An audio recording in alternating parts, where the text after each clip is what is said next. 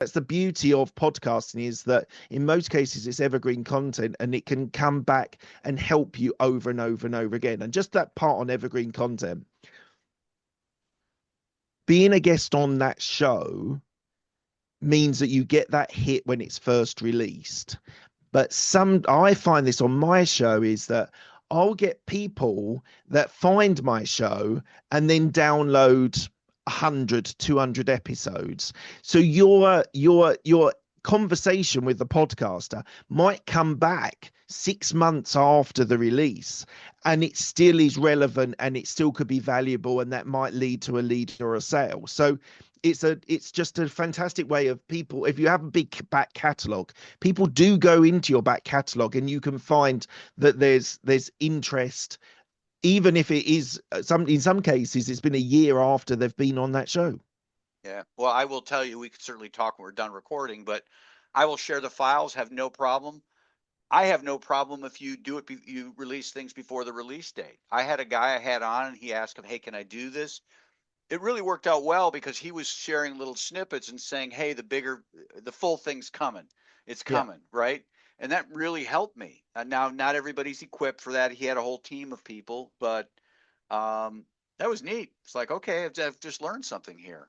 Yeah, How, upcoming. Those sort of teasers work really, really, really well. yeah, It's something we're thinking about on our show, is doing a teaser on social the day before, or a couple of days before the release date. It's because we think that could be a really fun way of being able to see what's coming on Monday, generate a little bit of interest, get some eyes on that content before the release date. So that is something that we're looking to do on my show, as well as for our clients as well. how'd you get into this? I mean, you know what? Well, I shouldn't say nobody goes off to college to do this, but eventually that More and won't more be. people are Yeah, now, I know, I but know. But so the so the podcasting backstory. is relatively new, so Yes, so the story goes back to 2017. That's when I started my show. I was doing I was working in a corporate job in a big company, and there was more responsibility for me doing talks to industry leaders, to more than just sort of client presentations. It was doing some talks.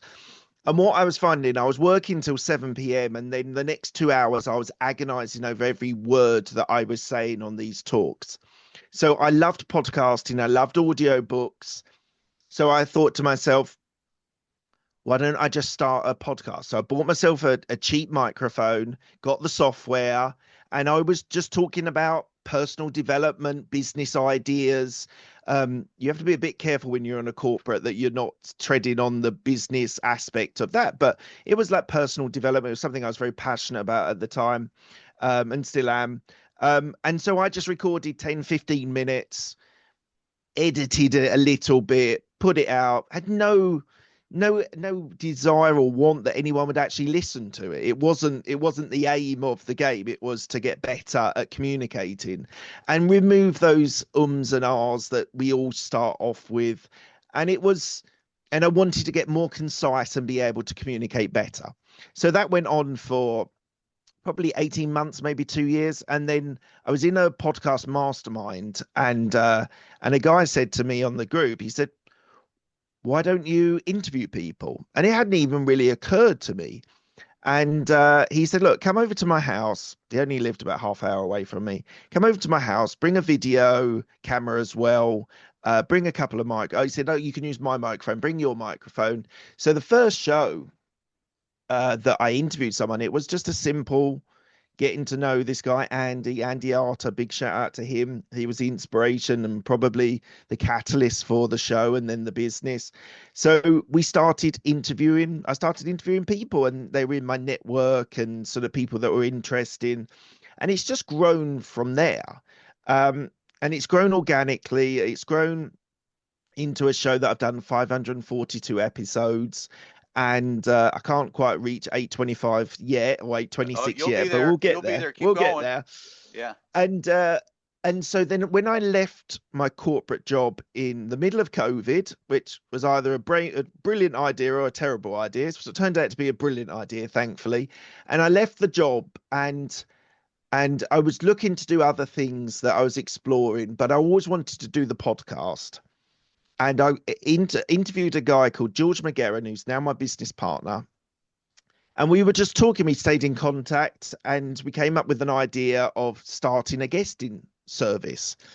And I knew the model because I'd worked with these agencies before, I'd been pitched to myself. And we decided to start Podcast Introduction. And it was probably about a year after I first interviewed him.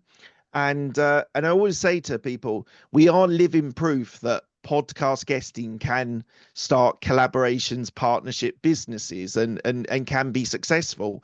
So the business was born out of an interest of both of ours into podcasting, and we saw that this was a business model which there were competitors, but there wasn't a lot of people weren't doing it particularly well, and we thought that why don't we focus on business owners? So business owners, entrepreneurs, and non-fiction authors are our sweet spot.